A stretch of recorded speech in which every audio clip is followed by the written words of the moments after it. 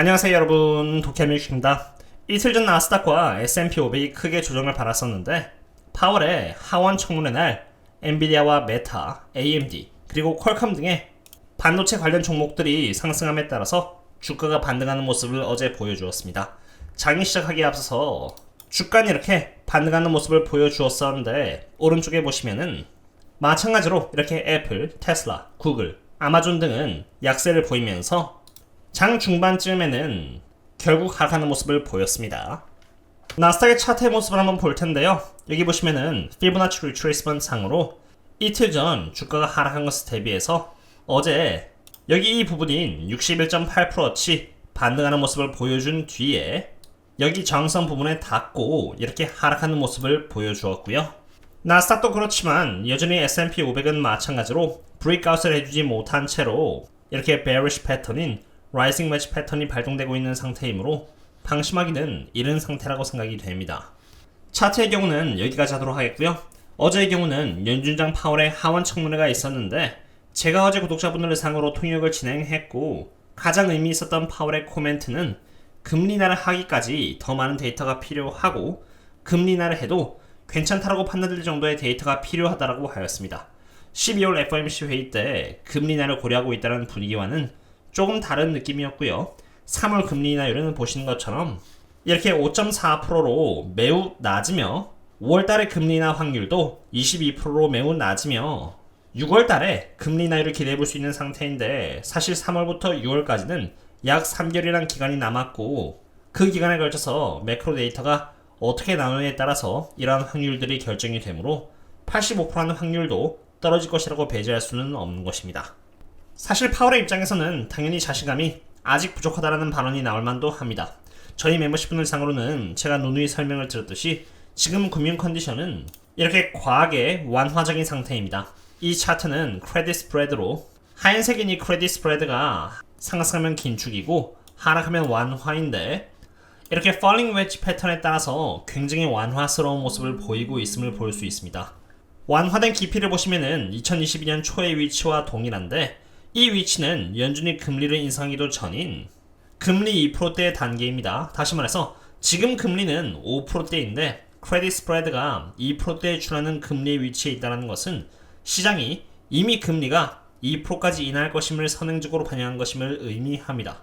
크레딧 스프레드는 이렇게 falling wedge 패턴을 그리면서 하락했는데 이 패턴은 상승 패턴이기 때문에 언제 상승해도 인상할 게 없으며 이러한 상승은 금융 컨디션에 있어서 긴축이며 이렇게 긴축이면은 S&P 500은 하방 압력을 받고요. 반대로 이렇게 완화적인 흐름을 보이면은 S&P 500은 이렇게 상승하는 흐름을 갖습니다.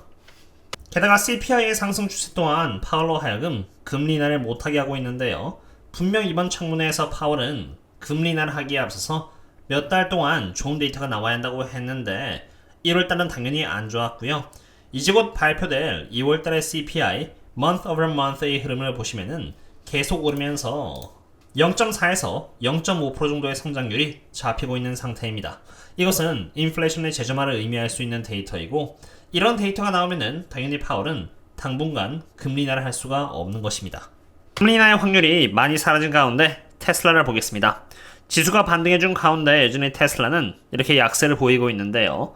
테슬라의 경우는 177달러의 저항선이 만약에 무너지면은 14% 정도 더 추가 하락해서 152달러까지도 갈 수 있는 상황에 처하게 되었습니다. 이러한 상태에서 테슬라는 벌써 프리마켓에서 2% 이상 하락하면서 177달러가 무너진 상태인데요. 테슬라의 독일 공장이 아직도 오픈되지 않으면서 테슬라의 출고량에 문제가 생기게 되었기 때문입니다. 테슬라의 독일 공장은 여기 보시면 이렇게 매주 약 6,000대의 모델 Y를 생산하고 있는데요. 여기 보시면은 연이은 일회성 생산 중단으로 인해서 1분기 설정이 복잡해졌으며 작년 말보다 납품량이 의미있게 감소될 가능성이 높아졌다는 것입니다.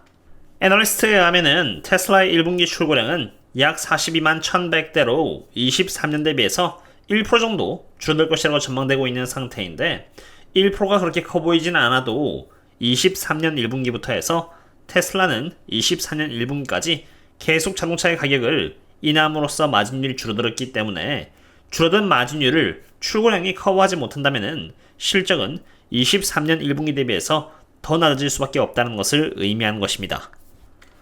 그럼 이제 테슬라의 옵션 상황을 보겠습니다. 이 자료는 제가 저희 멤버십 분들 상으로만 공유드리는 지표인데 워낙 테슬라가 가파르게 하락하고 있기 때문에 제가 추가로 공유드립니다. 3월 15일의 만기를 기준으로 해서 테슬라를 보시면은 이렇게 175달러와 170달러 기준으로 풋옵션이 잡혀 있는데요. 테슬라의 주가가 175달러 그리고 170달러를 깨고 내려가게 되면은 주가는 쉽게 여기 160달러까지 내려갈 수 있게 되므로 조심해야 하고요.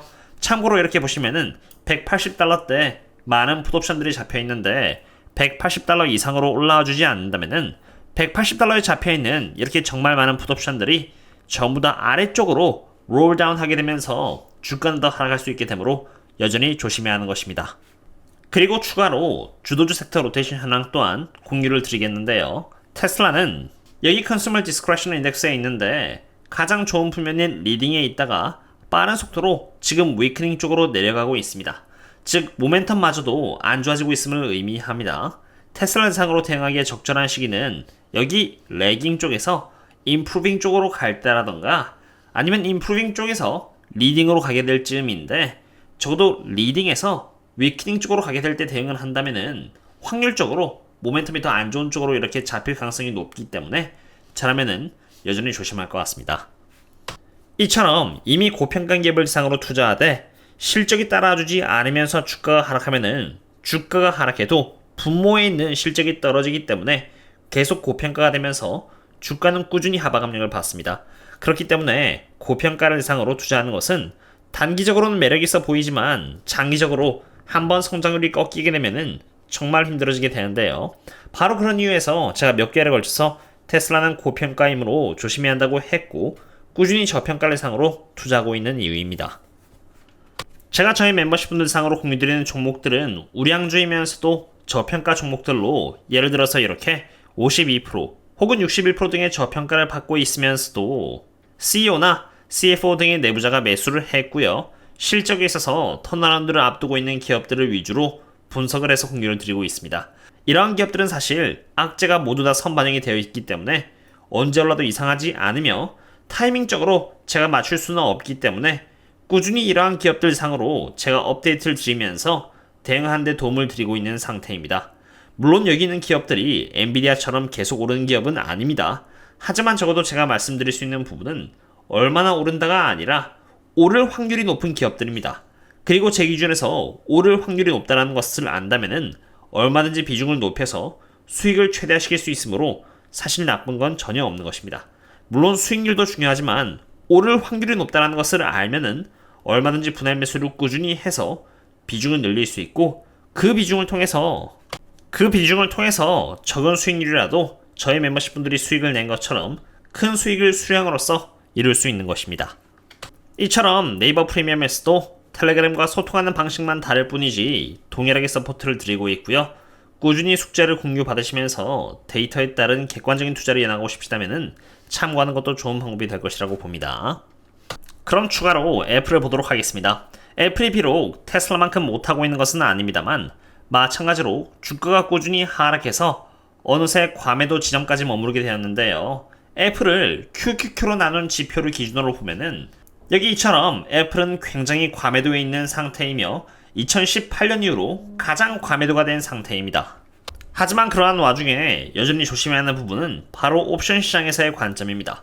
하얀색은 풋 스큐이고요. 파란색은 애플의 주가인데 여기 풋 스큐가 이렇게 높다라는 것은 풋 옵션, 즉 주가가 하락하는데 베팅을 많이 해놔서 프리미엄이 높게 형성되었다는 것을 의미하고 반대로 풋 스큐가 이렇게 낮다라는 것은 주가가 상승할 것이면 베팅을 많이 해서 프리미엄이 낮게 형성되었다는 것을 의미합니다. 그렇기 때문에 일반적으로 풋 스큐가 이렇게 큰 폭으로 올라가면은 애플의 주가는 이렇게 반대로 하락을 하고요. 풋 스큐가 이렇게 떨어지면은 하락 베팅하는 사람이 적어지면서 이렇게 주가는 올라갈 수 있음을 의미합니다. 최근 들어서 정말 신기하게도 애플의 경우는 이렇게 풋 스큐가 거의 2021년 12월에 상승하는 저점을 찍었음에도 불구하고 애플의 주가는 이렇게 함께 떨어졌습니다. 원래는 풋에 잡힌 프리미엄이 이렇게 낮기 때문에 과거와 같이 애플의 주가는 반대로 이렇게 쭉 올라가야 되는 것이 일반적인 것인데 애플의 주가의 가파른 하락이 과한 나머지 다시 빠르게 반등을 하면서 이러한 하락 부분을 나중에 또 반영을 할 것인지, 아니면은 풋옵션 프리미엄이 다시 이렇게 반등을 하면서 올라가면서 주가를 대상으로 추가적으로 이렇게 하방력을 또 가할 것인지는 지켜봐야 하는 부분이 되겠습니다. 그저 하나의 리스크 정도로만 바라보고 매수를 생각하신다면은 분할 매수로서 리스크를 줄여나가면 좋을 것 같습니다. 저는 저희 멤버십분들 상으로 많은 서포트를 드리고 있지만 모든 구독자분들 상으로 서포트를 하기 위해서 카페 또한 운영하고 있는데요. 카페에서는 공부가 되실 수 있도록 거시경제와 차트 분석들을 넣고 있고요. 한국 주식을 상으로는 무료로 밸류에이션 요청을 받아서 답변을 드리고 있고, 제가 투자하고 있는 배당주의 배당 수익일지 등 많은 정보들을 공유드리고 있으므로 가입해서 보시면은 많은 정보들을 볼 수 있을 것이라고 봅니다. 오늘은 이 정도로 하도록 하겠습니다. 그럼 다음에 또 만나요. See you later.